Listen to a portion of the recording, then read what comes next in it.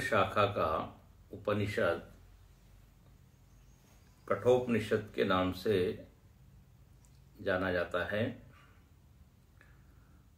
कल हम लोगों ने इस उपनिषद का संक्षेप में परिचय देखा।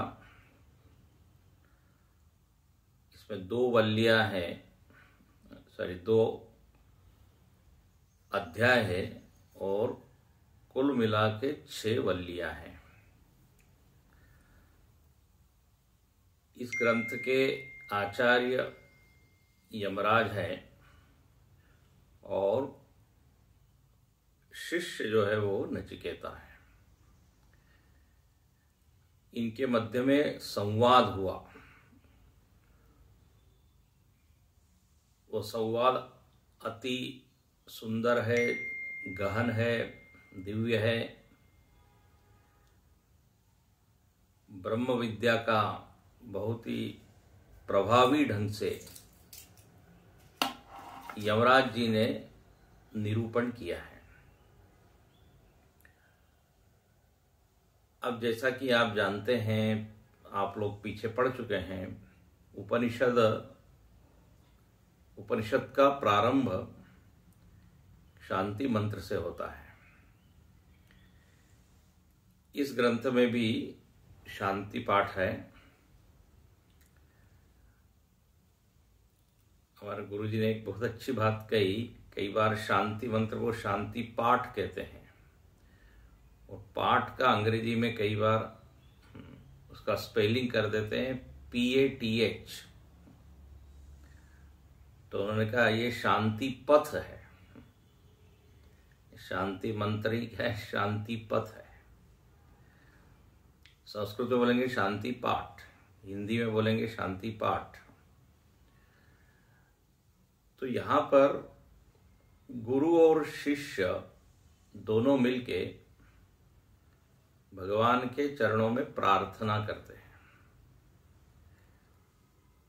शांति मंत्र एक प्रकार की प्रार्थना ही है। प्रार्थना में याचना होती है, मांग होती है, एक प्रकार की विनंती होती है कि आप ऐसा ऐसा करें, आप हम पर कृपा करें, आप अनुकूलता प्रदान करें ताकि हम इस ब्रह्म विद्या को ग्रहण कर सके, समझ सके।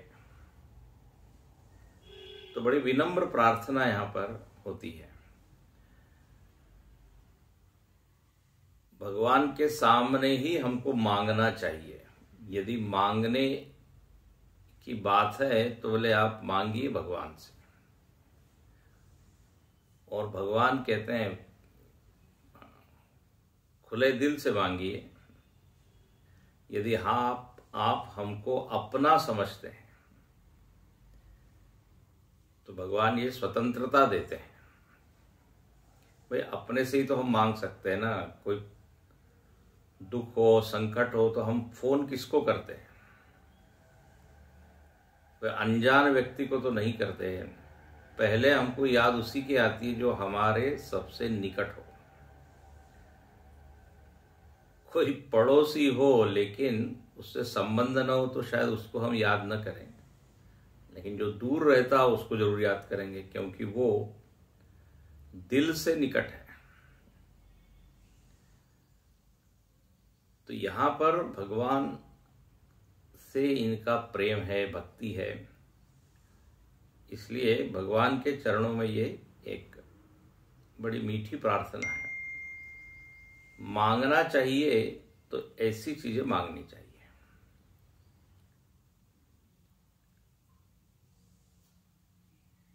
मांगने में भी एक विवेक लगता है। तो यहां पर क्या प्रार्थना है? ओम सहनाववतु। ये बहुत प्रसिद्ध है, आप सब लोग जानते होंगे। ओम का अर्थ भगवान का ये नाम है। ओम इति ब्रह्म, ऐसा कहा है। प्रणव सर्व वेदेषु, भगवान कहते हैं सारे वेदों में प्रणव में हूं। जहां आप प्रणव देखे बस आप मेरा स्मरण कर लें। ओंकार को ही कहते हैं प्रणव। तो ओम, अपने अपने आराध्य, अपने अपने इष्ट, जिनसे अपना गहरा नाता हम अनुभव करते हैं, जिसको हम बिल्कुल अपना मानते हो, बस उसको याद कीजिए। तो भगवान के विविध रूप हैं, सब लोग एक रूप का ध्यान नहीं करते। तो बोले जिसको जो रूप भाता हो, परमात्मा का जो नाम भाता हो, वो सब आप याद कीजिए। तो मानो कि भगवान ने ध्यान दिया अपनी ओर। हमने जैसे ही उनको पुकारा ओम, भगवान ने कहा हाँ भाई क्या चाहिए आपको, क्यों याद किया, कैसे याद किया। तो यहां कहते हैं सहनावतु। अवतु, अवतु मतलब रक्षा करें। अवधातु रक्षणे, रक्षा के अर्थ में। किनकी रक्षा करें? तो सहनौ, नौ मतलब हम दोनों की। यहां पर ये प्रार्थना आचार्य और शिष्य दोनों मिलके करते हैं। तो हम दोनों की आप एक साथ रक्षा करें। अब रक्षा करें तो भाई किससे करें? क्योंकि जैसे ही आप कहते हैं रक्षा, तो किससे करें और आप क्या चाहते हैं कि किसका रक्षण होवे? तो प्रायः व्यक्ति सबसे पहले अपने स्वास्थ्य के रक्षा की बात करता है कि हमारा स्वास्थ्य ठीक ठाक हो, ज्ञान के अनुकूल हो, हम ठीक से बैठ पाए, ठीक से श्रवण कर पाए। ये जो शरीर है ये धर्म का साधन है। खलु धर्म साधनम। ये साधन ही यदि ठीक नहीं होगा तो आगे की यात्रा बड़ी कठिन होगी। इसलिए आप रक्षण करें। तो शरीर का रक्षण तो पहली बात हुई। फिर क्या? हमारे मन का रक्षण करें, बुद्धि का रक्षण करें, क्योंकि आप कृपा करेंगे तो ये रक्षित होगी। नहीं तो ये मन बड़ा चंचल है, ये बुद्धि बड़ी खुराफाती है, बार बार बुद्धि बिगड़ती है। धन को देखकर, पद को देखकर दुनिया में आकर्षण तो हजारों है। तो जो बुद्धि बनी है सत्संग इत्यादि से, साधना से, बोले वो बनी रहे, रक्षण उसका आप कीजिए। आपकी कृपा होगी तो बिल्कुल बिगड़ेगी नहीं। एक तो होता है पुरुषार्थ, अपना प्रयत्न, और एक होती है कृपा। तो जो अपने हाथ में है वो तो होता है पुरुषार्थ, तो हम प्रयत्न करते ही हैं। लेकिन पुरुषार्थ से बात पूरी नहीं बनती, कृपा चाहिए। और कृपा को खींचने के लिए क्या कर सकते हैं? तो बोले केवल बस आप दिल से प्रार्थना कर सकते हैं, और कुछ नहीं। पाहिमाम ऐसा बोलते हैं। तो यहां पर कहते हैं आप हमारे पूरे व्यक्तित्व का रक्षण कीजिए। आप कृपा करेंगे तो ये सुरक्षित रहेगा। सहनावतु, जो हम ज्ञान ग्रहण कर रहे हैं उसकी रक्षा आप करें। वो ज्ञान बह जाता है, उड़ जाता है, विस्मृत हो जाता है, तो उसकी भी आप रक्षा कीजिए, ये प्रार्थना है। और सहनौ भुनक्तु, हम जो है आप क्या करें? हम दोनों का पालन करें। भुनक्तु, भुज धातु से पोषण करे, पालन करे। मतलब हमारी जो कमजोरी है आप उसको दूर करके, जैसे माता क्या करती है, पालन करती है बच्चे का, तो जो जो जरूरत है वो उस बालक के साथ करती है। अन्न की जरूरत है, स्वास्थ्य की जरूरत है, औषधि की जरूरत है, तो ऐसे ही भगवान आप हमारा पालन करें, पोषण करें। श्रीमद् भागवत में 12 स्कंद है, उसमें एक स्कंद का नाम ही है पोषण। पोषणम तद अनुग्रह। पोषण का अर्थ है अनुग्रह, कृपा। भगवान की दृष्टि में हम हमेशा बने रहें, भगवान की नजर से हम ओझल न रहें। जैसे माँ की नजर में वो पुत्र हमेशा रहता है, जो शिशु है, काम सब करती है लेकिन उसका ध्यान जरूर रहता है उधर। तो यहां पर वही बात है। तो देखो कितनी भक्ति से भरी हुई ये प्रार्थना है। सहनौ भुनक्तु। कई बार ये शब्द को देखकर इस मंत्र को लोग भोजन के पहले बोलते हैं। कई संस्थाओं में भोजन के पहले सहनावतु मंत्र बोला जाता है, क्योंकि इसे भुनक्तु शब्द आया है तो उनको लगता है भोजन या भोग के पहले ये बोलना चाहिए। ठीक है, बोलने में कोई दिक्कत है नहीं, लेकिन यहाँ पे उसका जो अर्थ है वो ये है कि भगवान आप हमारा पालन करें। इसका एक अर्थ ये भी लिया जाता है कि हम इस विद्या को पढ़ रहे हैं, इस विद्या का हम आनंद ले पाए, ये विद्या में रस आए, मजा आए, ये आप कृपा कीजिए। जब तक उसमें रस नहीं आएगा, उसमें प्रवृत्ति नहीं होगी हमारी, छोड़ देंगे उसको। क्योंकि जहां व्यक्ति को आनंद मिलता है, रस मिलता है, वही वही करने की इच्छा उसको होती है। तो यहाँ ये उसका भाव है कि हम भरपूर आनंद ले इस विद्याध्ययन का। ये भी एक तरह का पालन होना है, करना है। तीसरी मांग यहां क्या की है, सह वीर्यम करवावहै। वीर्यम मतलब सामर्थ्यम, प्रयत्न, ये अर्थ है।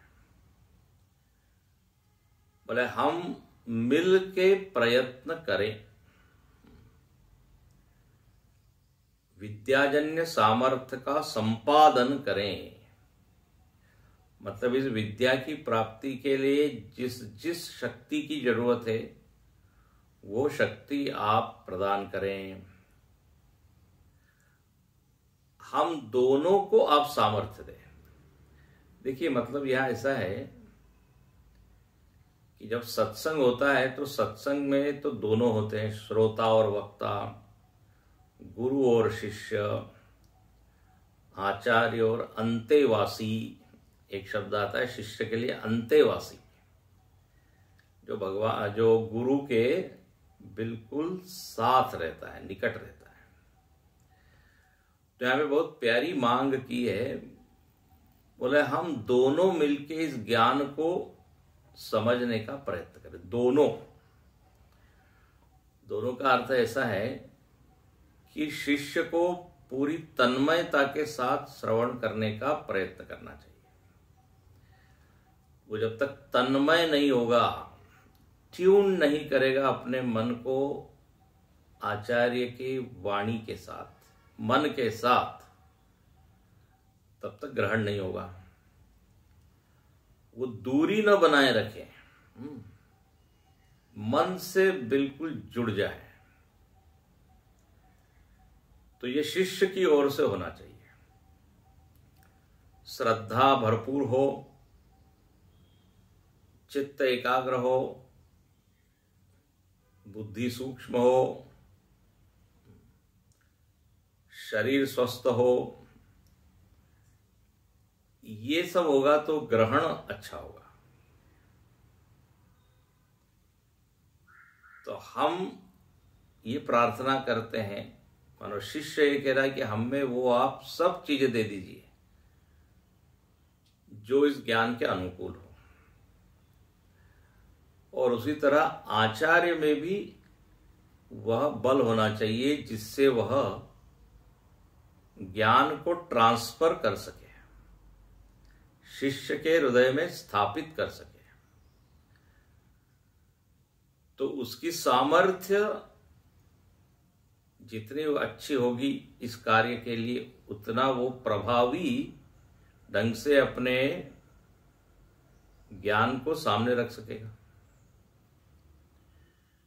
तो उसमें एक तो ज्ञान स्पष्ट हो, उसने साधना की हो, शिष्य के अंतःकरण को जानता हो।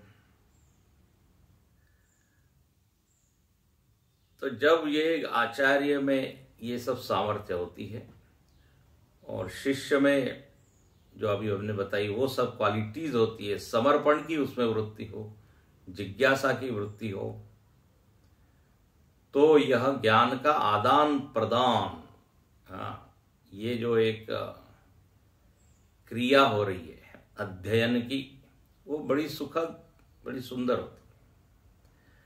नहीं तो शिष्य में कुछ इच्छा ही नहीं है, जिज्ञासा ही नहीं है, जबरदस्ती उसको बिठा दिया है। नींद आ रही है, नींद पूरी हुई नहीं है, चित्त इधर उधर भटक रहा है। तो ऐसे श्रोता से ग्रहण नहीं होगा। और ऐसे श्रोता तो तैयार होके आया, लेकिन वक्ता के पास स्पष्टता ही नहीं है, ज्ञान पूरी तरह से क्लियर नहीं है, जो समझाना चाहता है वो नहीं समझा पा रहा है, तो फिर शिष्य निराश होगा। एक अच्छा सत्संग मिलना भी देखिए भगवान की कृपा है, इतना आसान नहीं होता।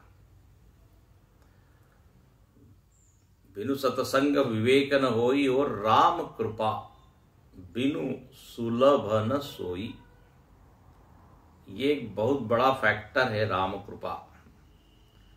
तो यहां पर आप समझ लीजिए उसी कृपा की मांग की है कि बढ़िया क्वालिटी का सत्संग।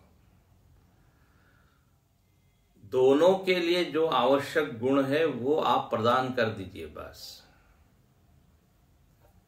और फिर हम दोनों मिलकर प्रयत्न करें। तो ये तीसरी मांग हुई। चौथी मांग क्या है? तेजस्विनावधीतमस्तु, अधीतम अस्तु, जो हमने पढ़ा है वो तेजस्वी हो। हमारा सुना हुआ ज्ञान हमेशा हमारे पास उपलब्ध हो। उपलब्धि का नाम ही यहां पे तेजस्विता है। बुद्धि मंद है, इसका मतलब क्या? जब आवश्यक है तब उसको याद ही नहीं आ रहा है। उसके बाद ज्ञान जरूर है लेकिन आधा अधूरा है, विस्मृत सा है, बोले मंद है। जिसे होता है ना मंद प्रकाश, तो वहां प्रकाश तो है लेकिन इतना प्रकाश नहीं है कि उसमें वस्तु दिख जाए, प्रकाशित हो जाए। ऐसा टटोलना पड़ता है हाथ को, पैर भी बड़ा संभल संभल के रखना पड़ता है जब मंदता हो। तो मंद प्रकाश, लेकिन एकदम ब्राइट लाइट हो, तेज हो। सूर्य के प्रकाश में सारी चीजें एकदम स्पष्ट होती। सूर्योदय के पहले भी देखिए प्रकाश तो रहता है, थोड़ा मंद मंद होता है। या कई बार जब कोहरा छा जाता है, तो कोहरे में क्या होता है, ऐसा नहीं है कि गहन अंधकार है, लेकिन इतना भी प्रकाश नहीं है कि हम ठीक से चीजों को देख पाए। तो बुद्धि तो सबके पास है, तो ज्ञान तो है सबके पास, लेकिन वो मंद है, डल विटेड अंग्रेजी में कहते हैं। तो यहां बहुत अच्छी है मांगे, तेजस्विनावधीतमस्तु, वो ग्रहण होवे और ग्रहण के साथ उपलब्ध है। यही तो गड़बड़ होती है, हम सुनते तो हैं लेकिन वो फिर विस्मृत होते रहता है, इसलिए फिर बार बार सुनने की जरूरत पड़ती है। श्रुतम मे मां प्रहासी, ऐसी प्रार्थना भी हमने की ना। तो सुना हुआ बह न जाए।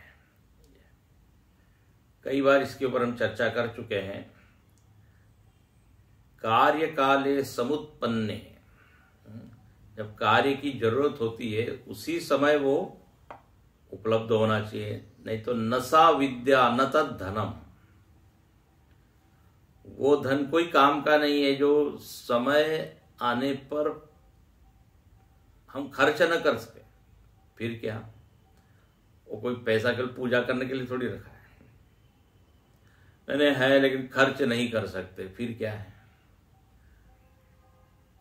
अब हॉस्पिटल में पैसा देना है लेकिन है ही नहीं, अब पेशेंट जो है बिल्कुल नहीं बहुत पैसा है लेकिन पड़ा हुआ है, कहाँ पड़ा हुआ है, जब निकाल नहीं सकते।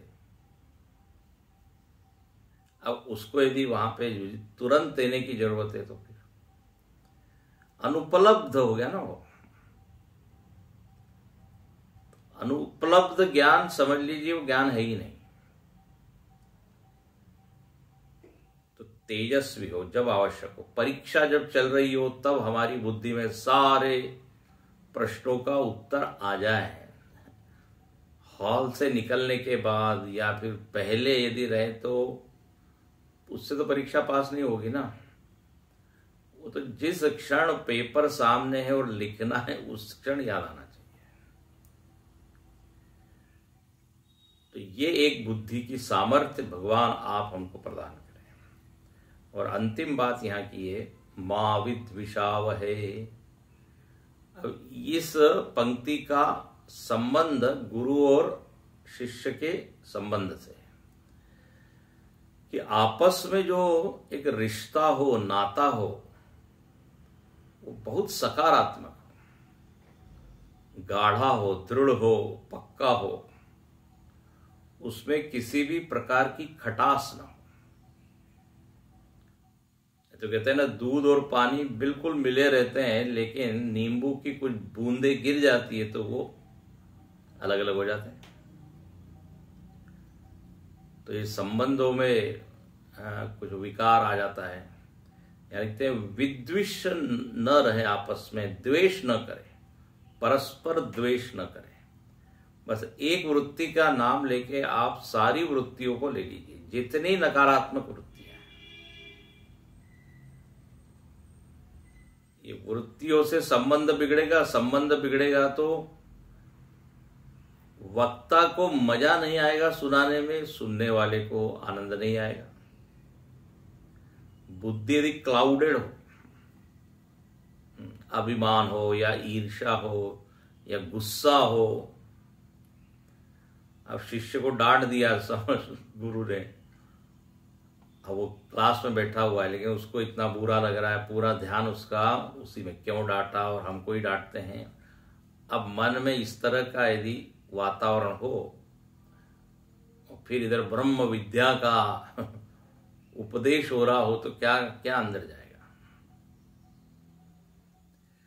तो शिष्य के मन में गुरु के प्रति इस तरह की भावना हो, गुरु के मन में शिष्य के प्रति प्रेम भाव हो, वात्सल्य भाव हो, द्वेष न हो कि अरे ये तो हमसे आगे जा रहा है।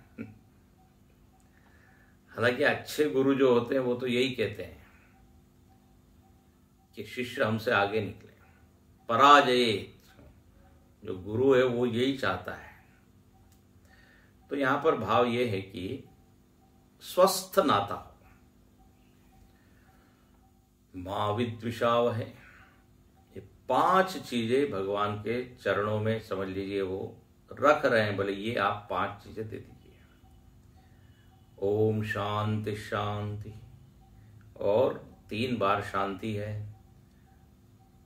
त्रिवार शांति का अर्थ आप जानते हैं, किसी तरह का विघ्न न हो। अब ये एक बहुत बड़ा प्रोजेक्ट है, कठोपनिषद श्रवण करना मतलब ये कोई सामान्य घटना नहीं है।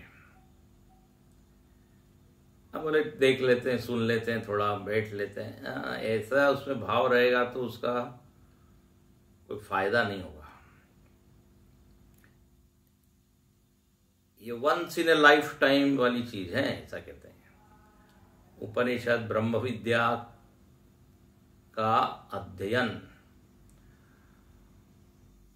कहते ईश्वर अनुग्रहादेव पुंसाम अद्वैत वासना, बड़ी कृपा होती है तो ये अद्वैत तत्व का चिंतन मनन होता है। तो बोले ये अब हम करने जा रहे हैं। तो शांति, शांति 3 तरह की शांति है। बाहर शांत हो वातावरण, उसको आधि भौतिक शांति कहते हैं। फिर आधि दैविक, सारी जो दैवी शक्तियां हैं इस ब्रह्मांड में व्याप्त, वो सब हम पर कृपा करें, कोई दैवी प्रकोप न हो जाए, ये था। भगवान रुष्ट न हो जाए, नहीं तो फिर गड़बड़ हो जाएगा सब। तो ये विघ्न जिसके ऊपर अपना कोई वश नहीं, ऐसा कुछ हो जाता है, बोले कैसा हो गया मालूम नहीं। जाना चाहते थे सत्संग में, इतनी बारिश आ गई नहीं जा पाए, कुछ भूकंप आ गया, कुछ हो गया, जो बिल्कुल अपने वश में है ही नहीं, ऐसे विघ्न। बोले वो न होवे। और जो बाह्य वातावरण से, आसपास से जो बाधाएं हैं, वो बाधाएं भी निवृत्त होवे। तीसरा कहा कि आध्यात्मिक शांति हो। अध्यात्म मतलब जिसमें हमारी आत्म बुद्धि है, जिसको हम मैं करके मानते हैं, उसको कहते हैं अध्यात्म। तो शरीर, मन, बुद्धि, इंद्रिय, प्राण, संस्कार, ये सब आध्यात्मिक चीजें हैं। बोले इनसे कोई विघ्न ना आए, ये गड़बड़ ना करे, सब बिल्कुल शांत बने रहे। श्रवण करते वक्त यदि शरीर में कुछ दर्द शुरू हो जाए तो फिर श्रवण नहीं होगा, वो घुटने का ही ध्यान होगा, पीठ का ही ध्यान होगा, सिर का ही ध्यान होगा। रोगी शरीर का सीधा अर्थ होता है जो अपना ध्यान खींचे, वो रोगी शरीर।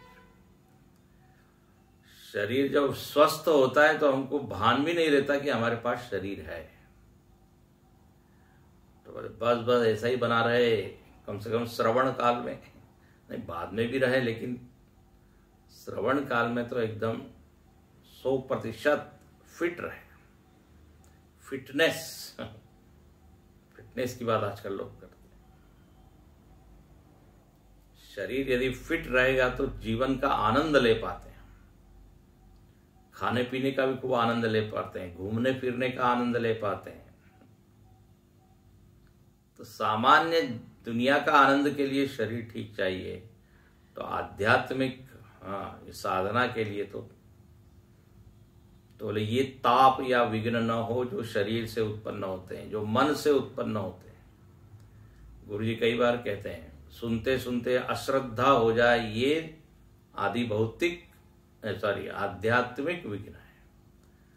अभिमान बढ़ जाए, बोले हमको सब आता है, ये सब सुना रहे हैं, ये सब जानते हैं, हो गया, स्विच ऑफ हो जाएगी फिर बुद्धि। तो ये विघ्न है। ब्लॉक किसने कर दिया बुद्धि को? बाहर तो सब ठीक ठाक ही है, और इंद्र आदि देवता भी बिल्कुल, उन्होंने हमारी प्रार्थना सुन ली और एकदम सब शांति बनाए हुए, लेकिन हमारा ही मन गड़बड़ कर रहा है। तो मन में अनुकूलता हो, यह आध्यात्मिक शांति है। तो इस तरह से त्रिवार शांति, बस यदि ये हो जाए तो फिर आगे की बात बड़ी ही सुखद होती है, सुलभ, सहज होती है। नहीं तो इसी को ठीक ठाक करने में ही टाइम चला जाता है। तो इस तरह यहां पर ये शांति मंत्र है। अब यहां पर भगवत्पाद आचार्य श्री शंकराचार्य जी ने पहले, जैसे कल हमने ये वाक्य पढ़ा था, ओम नमो भगवते वैवस्वताय मृत्यवे ब्रह्म विद्या आचार्याय नचिकेतसे च। यहां पर नमस्कार किया, प्रणाम किया, इन दोनों को प्रणाम किया। यहाँ के जो आचार्य हैं यमराज जी और नचिकेता, बोले इन दोनों को हम प्रणाम करते हैं। कि प्रणाम क्यों कर रहे हैं? बोले क्योंकि यही प्रणम्य है, प्रणाम योग्य है। हाँ, अब यहाँ विशेष बात, मतलब नचिकेता को जो है वो प्रणाम किया है, शिष्य को प्रणाम किया है। ये बिल्कुल असामान्य है, ये सामान्य चीज नहीं।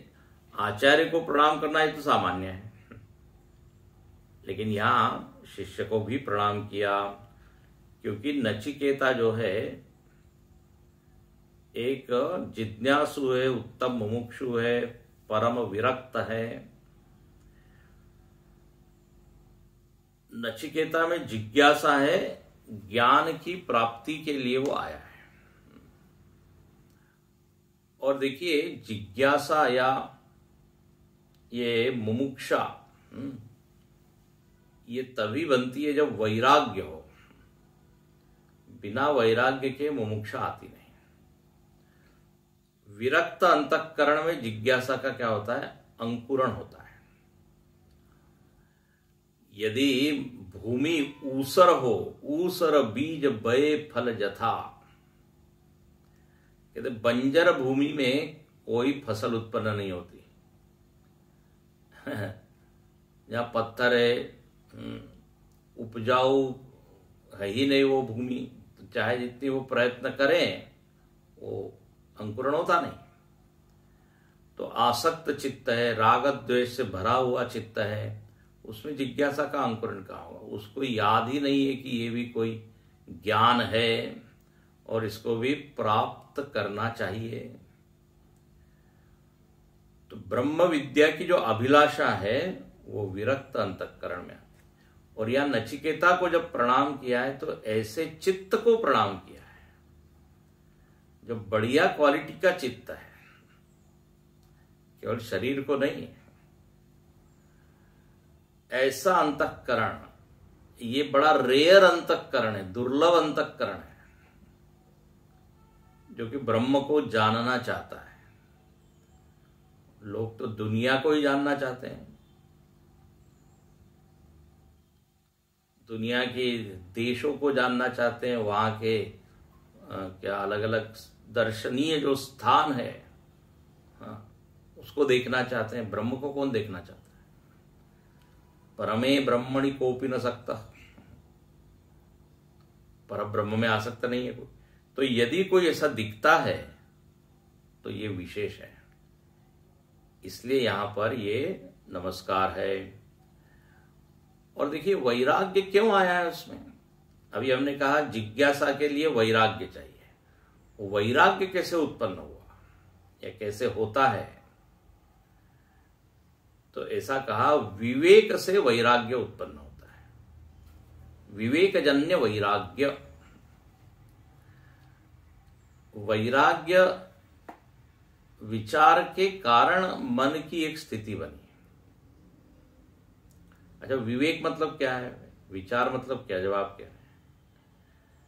तो विचार मतलब उसने ये स्पष्ट देख लिया कि जीवन में परिस्थितियों को आप कितना भी सुधारते रहें, अनुकूल बनाते रहें और उससे हम सुख की अभिलाषा करें, इच्छा करें, ये कभी होने वाला है नहीं।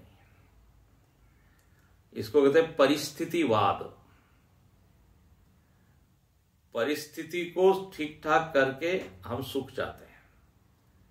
इसको बिल्कुल सामान्य भाषा में क्या कहते हैं? सारी सुख सुविधाओं को जुटाकर सुखी होने की इच्छा। यही तो हमारा पूरा प्रयत्न है। लेकिन विवेक किया उसने, मतलब क्या? बोले देख लिया इसमें कोई समाधान मिलता नहीं है। परिस्थितियां कितनी भी आप बनाए वो बिगड़ जाती हैं। जो वस्तुएं सुख देने वाली हम सोचते हैं वो बाद में दुखद हो जाती है। जो संबंध सुख देने वाले होते हैं उसी से दुख भी निकलता है। तो जिसने समाधान नहीं देखा जगत में, तब जो आता है वो है वैराग्य। बोले हम जो चाहते हैं वो तो मिलता ही नहीं है। यहाँ मिलता भी है तो थोड़ी देर में एक हरिओम कर देता है, मतलब टाटा बाय बाय कर देता है। तो बोले हमने सुना है कि ये जो ब्रह्म विद्या है इसमें जो है ऐसी बात नहीं होगी। तो ये देखिए वैराग्य आ गया उसको। तो विचार किया तो वैराग्य। वो कहते हैं तो वैराग्य के अलग अलग प्रकार है। कोई विशेष कुछ घटना घट जाती है, विशेष प्रसंग में लोगों को वैराग्य आ जाता है, दुख के कारण, संकट के कारण। लेकिन होता यह है कि वो वैराग्य क्षणिक होता है। जब ठीक ठाक हो जाती है परिस्थिति, फिर अनुराग आ गया। प्रसंग बीतने पर फिर राग आ गया। प्रसंग विशेष में बिल्कुल बोले अब सब छोड़ देंगे, सब तजी भजन करो दिन राती, दिन रात आपका भजन करेंगे। लेकिन थोड़ा समय बदला, भूल गया हो। तो ये नहीं, या एक कहते हैं अलाभ है वैराग्य। एक तो होता है मरकट वैराग्य, श्मशान वैराग्य। जैसे अभी हमने कहा किसी दुख के प्रसंग के कारण जो एक संसार के प्रति अनासक्ति, वो श्मशान वैराग्य। मरकट वैराग्य भी कहते हैं। मरकट मतलब होता है बंदर। कितना चंचल होता है वो, यहां से वहां से वहां। तो एक क्षण के लिए वैराग्य के फिर राग आ गया, फिर आसक्ति आ गई। नचिकेता का ऐसा वैराग्य नहीं है, अभी देखेंगे हम। उसके वैराग्य की इतनी परीक्षा की है यमराज ने, हिलाने का प्रयत्न किया उसको, लेकिन नहीं हिला। एक होता है अलाभ है वैराग्य। कहते हैं ना अंगूर खट्टे हैं, बोले हमको अंगूर नहीं चाहिए। अरे वो क्यों नहीं चाहिए, खट्टे हैं। अलाभ है, लाभ है ही नहीं उसमें, इसलिए वैराग्य हो गया। नारी मुई गृह संपत्ति नासी, मूंड मुडाए भय सन्यासी। कोई विवेक के कारण वो नहीं गया है हरिद्वार या ऋषिकेश या हिमालय। बोले अब यहां रहने तो कुछ है तो नहीं, कुछ भोग नहीं, धन नहीं। तो बोले चलो भोजन की व्यवस्था हो जाएगी वहां। उदर निमित्तम बहुकृत वेशा। तो ये भी एक वैराग्य है। लेकिन गीता में भगवान क्या कहते हैं, जन्म मृत्यु जरा व्याधि दुख दोषानुदर्शनम इंद्रियार्थेषु वैराग्यम अनहंकार एव च। बोले जिसने एक एक वस्तु की परीक्षा की और फिर उसके भीतर ये जागा। तो नचिकेता को यहां प्रणाम इसलिए है, बहुत सीखने वाली बात है। जिसने विवेक भी किया, विचार किया, जिज्ञासा जिसमें उत्पन्न हुई, और जो त्यागने के लिए तैयार नहीं है। बोले हम ब्रह्म विद्या नहीं त्यागेंगे, संसार त्याग देंगे, इतना वो दृढ़ है अपने निश्चय के प्रति। इसलिए नचिकेता को प्रणाम। अर्जुन के जैसा वैराग्य, अर्जुन ने भी देखो एक वाक्य कहा है, नहीं प्रपश्यामि ममापनुद्यात्। ये अर्जुन का वैराग्य। बोले मैं नहीं देखता कि मैं उसको पृथ्वी का राज्य मिल जाए फिर भी मैं संतुष्ट हो जाऊं। ये है मन की स्थिति। तभी उसने देखिए गीता सुनी है, गीता का अधिकारी वो तभी बना।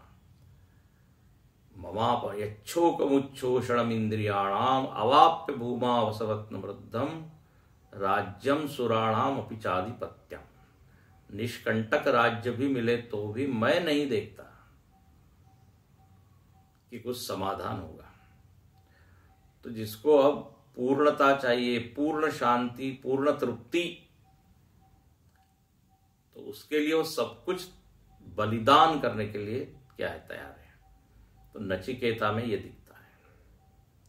और देखो ऐसे चित्त का यदि उस निर्माण हुआ है तो ध्यान रखना उसने पूर्व जन्म में जरूर कमाई की होगी। इसीलिए अब 5-6-7 वर्ष का वो बच्चा है और बताइए ऐसी बड़ी बड़ी बातें कर रहा है। हमारे जन्म का संबंध पूर्व कर्मों से होता है, हमारी मन स्थिति का संबंध पूर्व जीवन से होता है। गीता में इसका प्रमाण मिलता है। योग भ्रष्टो भी जायते, ऐसा एक शब्द आता है। तो प्रणम्य को प्रणाम करना है, इसलिए यहां नचिकेता को प्रणाम किया। देखो प्रणाम उसी को किया जाता है जिसमें कुछ है ना गुण हो कुछ। अब वैसे तो प्रणाम सबको हम करते हैं, और हमारे यहां पर एक वंदन भक्ति कही गई है, वंदन भक्ति नवदा भक्ति में। और उस भक्ति में क्या बताया, बोले सब में परमात्मा है, परमात्मा मान के प्रणाम करो। कीट पतंग को भी प्रणाम करो, असंत को भी प्रणाम करो। तुलसीदास जी ने असंत को भी प्रणाम किया। क्यों? तो किसको प्रणाम किया? वो शरीर या उस व्यक्ति को नहीं, उसमें स्थित उस परमात्मा को। अच्छा, और जिसमें कुछ महिमा दिखे तब तो स्वतः प्रणाम करने की इच्छा होती है। इसके व्यक्तित्व में कुछ चमक हो, कुछ वजन हो, सुगंध हो, तो सतत ही हमारा शीश झुक जाता है, सिर झुक जाता है। नहीं तो प्रणाम करने का मन नहीं होता, उठने का मन नहीं होता। वो भागवत जी में प्रसंग आता है कि दक्ष प्रजापति जो है जब आए हैं सभा में, सब लोग खड़े हुए लेकिन शिवजी खड़े ही नहीं हुए। शिवजी खड़े नहीं हुए। अब शिवजी तो जमाई है ना, शिवजी की पत्नी सती दक्ष की कन्या है। तो अब ससुर आए हैं तो भाई प्रणाम करना चाहिए। अब वहां पे वर्णन ऐसा है, बोले हमको प्रणाम में कोई बाधा नहीं है, भगवान शंकर कहते हैं। लेकिन बोले जो इतना देहाभिमानी हो, पदाभिमानी हो, इतना गर्व हो, तो प्रणाम करने का जो दिल से एक आती है ना वृत्ति, वो नहीं आई। खड़े नहीं हुए, वहां ये वर्णन है। हम देहाभिमानी और भोगी और ऐसे व्यक्ति को क्या क्या प्रणाम करें? संत को प्रणाम करने का मन होता है क्योंकि उसको देखकर भगवान की याद आती है। स्वामी जी ने बड़ा अच्छा कहा, कोई कोई लोग ऐसे होते कि जिनमें कुछ चमक ही नहीं है, तो जो थोड़ी बहुत भी भगवान की स्मृति अपने भीतर है, उनको देख के वो भी गायब हो जाती है। उनको देख के गुस्सा ही आता है। तत्व की दृष्टि से सीय राम मैं सब जग जानी, सीताराम तो सब में ही है, वो बात नहीं है। लेकिन यदि व्यक्तित्व इतना गड़बड़ हो, खुरदुरा हो, तो फिर कैसे प्रणाम होगा? तो प्रणाम दो तरह की बात हो गई। एक तो आप भगवान को देख के प्रणाम कर रहे हो, या फिर उनके गुणों को देखकर। वो कहते ना, घट घट मेरा साइया सुनी सेज न कोय, बलिहारी ता घट की जागट परगट हो। परमात्मा तो सब में ही है, लेकिन उस व्यक्ति के प्रति विशेष सम्मान हम प्रकट करें जिसमें उस परमात्मा की महिमा प्रकट हुई हो। नहीं तो फिर क्या है, असुर में भी है ही। तो यहां पर नचिकेता की देखिए इतनी भक्ति आचार्य में दिखती है। उन्होंने कमाई की है, कमाई, इसलिए नचिकेत से। और यमाचार्य जो है उनको प्रणाम किया। और यमाचार्य में 4 यहाँ पे लक्षण बताए, उनके 4 गुण बताए, लक्षण नहीं 4 गुण। ओम नमो भगवते, बोले भगवत स्वरूप है, ऐश्वर्य संपन्न है, उसको कहते भगवत स्वरूप। हाँ, जिसमें ऐश्वर्य ईश्वरता है, जो शासन कर सकते हैं, तो उनको प्रणाम। दूसरा वैवस्वत शब्द से कल हमने संकेत किया था, जिनका कुल अच्छा है, वंश शुद्ध है। परीक्षित महाराज की बड़ी स्तुति की गई भागवत जी में प्रारंभ में। क्यों? क्योंकि उनका वंश शुद्ध है, पांडवों के वंश में वो आए। इसीलिए देखिए उनके मन में भी वैराग्य जागा, और देखो एकदम 7 दिन में उन्होंने पूरा श्रवण कर लिया। तो वंश या वैवस्वत मतलब विवस्वान के पुत्र है, सूर्य वंश में आए, सूर्य के पुत्र है, उनको प्रणाम। और इनकी भूमिका क्या है, इनका स्वधर्म क्या है, कर्तव्य क्या है, तो मृत्यवे। दुनिया में एक चीज है, वो है मरण, उसकी भी जरूरत है। मरण न हो तो ये दुनिया चले ना। तो मरण का जो डिपार्टमेंट है, बोले वो आपके पास है। तीसरी बात हुई। और आपको हम प्रणाम इसलिए कर रहे हैं क्योंकि आप ब्रह्म विद्या के आचार्य हैं। तो यमराज से डरने की बात नहीं है, यमराज शिक्षा उपदेश भी देते हैं। आचार्य का अर्थ है आचिनोति शास्त्र अर्थान आचार्य स्थापयत्यपि, जो एक एक शब्द के अर्थ को जाने और शिष्य के हृदय में स्थापित करे, उसको कहते हैं आचार्य। और स्वयं उसको जिए, उसको आचार्य कहते हैं। तो यहां ब्रह्म विद्या में प्रतिष्ठित ऐसे ये यमराज हैं, तो उनको यहां प्रणाम। अब यहां पर आनंद गिरि जी ने बहुत ही प्यारी 3 पंक्तियां लिखी है, जिसमें यमराज जी के व्यक्तित्व का पूरा वर्णन हो गया। देखो कितना बढ़िया है। तो आप आनंद गिरि जी की टीका यदि आपके पास तो देखिए, थोड़ा सा देख के पूर्ण करें। यह साक्षात कृत परमानंद हो, बहुत ही सुंदर। बोले ये यमाचार्य को हम प्रणाम क्यों कर रहे हैं? क्योंकि इन्होंने परमानंद का साक्षात्कार किया है। परमानंद का अनुभव ये नित्य कर रहे हैं। सामान्य आनंद नहीं, परमानंद। परमानंद मतलब आनंद का सर्वोत्कृष्ट रूप, सर्वोच्च रूप। आनंद का सर्वोच्च रूप वही है कि जो कभी छूटे न, टूटे न, फूटे न।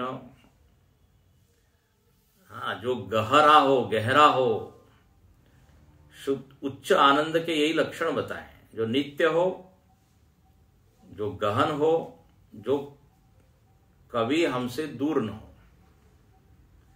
तो परब्रह्म का जो आनंद है वही परमानंद है। तो ब्रह्मानंद में ये मग्न है। और यावद अधिकारम याम्य पदे वर्तमान, बोले ये याम्य पद पर वर्तन कर रहे हैं, अभी याम्य पद पर स्थित है। याम्य पद यम का जो पद है, याद रखना ये भी एक पद है। जैसे प्रधानमंत्री पद है, वैसे यमराज का भी एक पद है। और ये पद मिलता है कब? तो बोले विशेष तरह के कर्म हो तो वो पद की प्राप्ति होती है। तो यावद अधिकारम, उनके प्रारब्ध के अनुसार उनको ये पद मिला है। और उस पद के ऊपर बैठकर कुछ अधिकार उनको मिले हैं, राइट्स इसको कहते हैं। जब व्यक्ति पद पर बैठता है तो ऑटोमेटिकली उसके पास कुछ अधिकार आ जाते हैं। वो आदेश दे सकता है, ये कर सकता है, वो कर सकता है, निरस्त कर सकता है, क्योंकि वो पद का बल होता। पद पे जो बैठा हुआ व्यक्ति है उसमें ये बताया गया कि ये गुण है, ये गुण अब आपको दिए जाते हैं, आप ये साइन कर सकते हैं, अधिकार है आपका। तो याम्ये पदे यावद अधिकारम, जब तक उनका प्रारब्ध है तब तक वो उस पद पर वर्तमान है, बैठे हैं। और अब तीसरी बात, अकर्तृत्व ब्रह्मात्म अनुभव बलतः भूत यातना निमित्त दोष ही अलिप्त स्वभाव। ये बहुत अच्छा बोले, ये यमराज का जो पद है और जो काम है वो बड़ा कठिन है। बोले भाई क्या काम है? यातना देना है ना, उनको कष्ट देना, जीवों को सजा देना। तो बोले ये इतना सब करते होंगे तो इनको इसका फल मिलता होगा, परेशान कर रहे हैं लोगों को, बताइए। तो फल मिलता होगा, तो यहां लिखते हैं नो, अलिप्त। ये अलिप्त कैसे रह पाते हैं, अनासक्त क्यों रह पाते हैं, उनको इनके कर्मों का फल क्यों नहीं मिलता? बोले क्योंकि अकर्तृ ब्रह्मात्मन अनुभव। अभी अभी मैंने बताया ये ब्रह्म में स्थित है, वो ब्रह्म अकर्ता है, ध्यान से सुनना। तो अकर्ता ब्रह्म में जो स्थित है वह भी कर्तृत्व रहित है, उनमें कोई अहम भाव नहीं कि मैं कर रहा हूं। यस्या अहंकृत भाव न लिप्यते यस्य बुद्धि न लिप्यते, गीता में आता है। तो जिसमें ये कर्तृत्व ही नहीं है तो लिप्त क्यों होगा? ब्रह्मज्ञानी न करोति न लिप्यते, सब कुछ करते हुए भी वो अलिप्त होता है। बोले कौन से बल से? बड़ा अच्छा लिखा, ब्रह्मात्मता का जो बल है, अनुभव का बल है, आत्मा ही ब्रह्म है, ये उनको एकदम स्पष्ट है, ये प्रमा एकदम पक्की है, तो उनमें कोई कर्ता भाव ही नहीं है। इसलिए जो यातना निमित्त जो दोष आते हैं वो उनमें नहीं है, कर्म का फल उनको नहीं लिप्त होता, उससे वो लिप्त नहीं होते, असंग रहते। यानी बोले हमने तो सुना है कि यदि कोई किसी को परेशान करे तो दुख रूपी फल उसको मिलेगा। ये तभी होगा जब उसमें जीवत्व हो, अहम भाव हो, स्वार्थ हो। अब आप देखिए जो जल्लाद इत्यादि होते हैं वो भी फांसी की सजा देते हैं, तो क्या उनको क्या फल मिलता है? बल्कि उनको पेमेंट मिलता है। बोले ये आपने, क्योंकि उसमें वो उनका कोई कर्ता भाव नहीं है, उनका स्वधर्म है, ड्यूटी है। तो एक सामान्य बताइए ड्यूटी करना वाला अलिप्त रहता है, तो यहां तो ब्रह्मज्ञानी है, उसको उसका फल नहीं मिलता। तो भूत यात्रा निमित्त दोष ही अलिप्त स्वभाव, ऐसे ये आचार्य है। आचार्य वर प्रदानेन, इन्होंने क्या किया है, वर के द्वारा नचिकेता को पर ब्रह्म का ज्ञान दिया। वर प्रदानेन, ये आएगा कथा में आएगा, वर दिया उन्होंने। वर प्रदानेन ब्रह्म पर ब्रह्म आत्मैक विद्याम उपदिदेश, उन्होंने उपदेश किया। अब आप देखिए प्रारब्ध के अनुसार उनको काम तो क्या मिला हुआ है, मृत्यु इत्यादि का, लेकिन साथ में वो ब्रह्मज्ञानी भी है।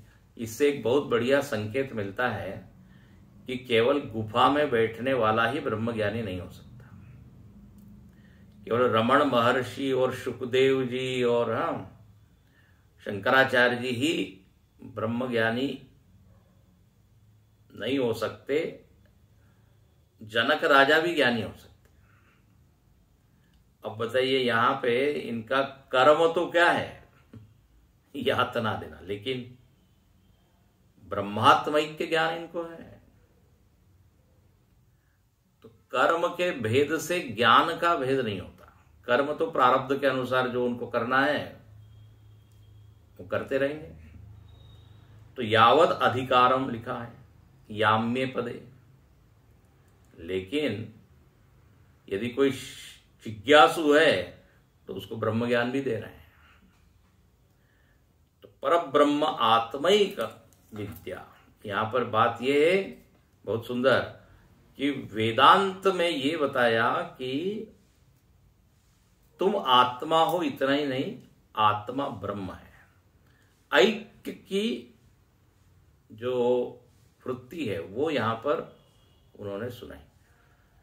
वेदांत की विशेषता यही है, आत्मा और ब्रह्म की एकता। केवल आत्मा आत्मा नहीं कि तुम साक्षी हो, सच्चिदानंद हो, इतना ही नहीं, बल्कि ये सच्चिदानंद ही परब्रह्म है। तो ऐसा उपदेश इन्होंने किया।